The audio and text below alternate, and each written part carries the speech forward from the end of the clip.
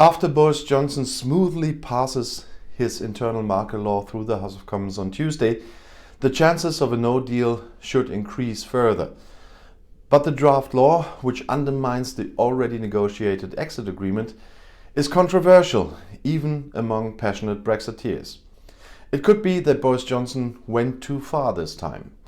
His tried and tested method of obscuring one's own mistakes with new taboos just doesn't work these days. Not even in your own party. Since he publicly announced that he would break the exit agreement that he himself negotiated only 9 months ago, the boom has been hanging crooked, even with devout Brexiteers. Renowned Tories openly attacked the planned breach of law as a mistake. Johnson got over the top. And Theresa May, who has just discovered with joy that she may not have been the worst Prime Minister of all time, openly attacked Johnson on Monday with a sharpness that is unusual for the otherwise always loyal Tory woman. With this law, the government is risking the integrity of the kingdom, she called into the House of Commons, and it is also risking not only the Good Friday Agreement, but also Britain's reputation around the world. There is a great deal at stake indeed. The EU has announced that it will take legal action against the UK if Johnson does not withdraw the so-called Single Market Bill by the end of September. Negotiations can continue at the same time, but time is becoming increasingly scarce and the loss of confidence in Brussels is likely to be enormous.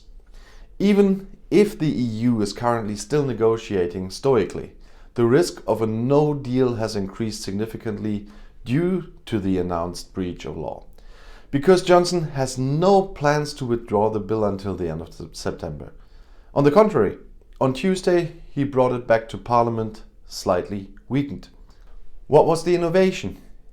If the law is ever applied, Parliament has to give its approval again. It is still a breach of the law, but he hopes to at least recapture the rebels within his party.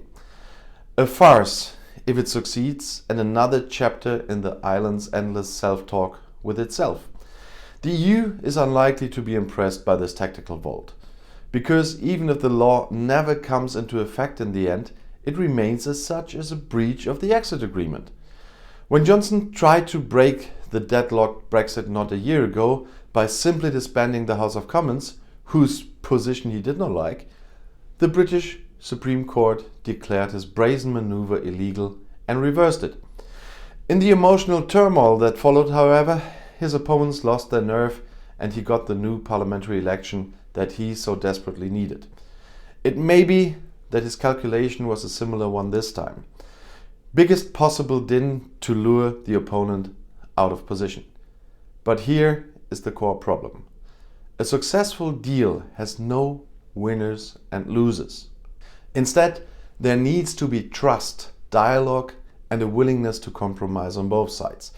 If Johnson is now declaring the EU an arch enemy and island opponent in increasingly shrill tones, he may in the short term distract from the unfulfillability of his own Brexit promises, but in the long run he is destroying any basis for a successful post-Brexit policy from January 1st, 2021.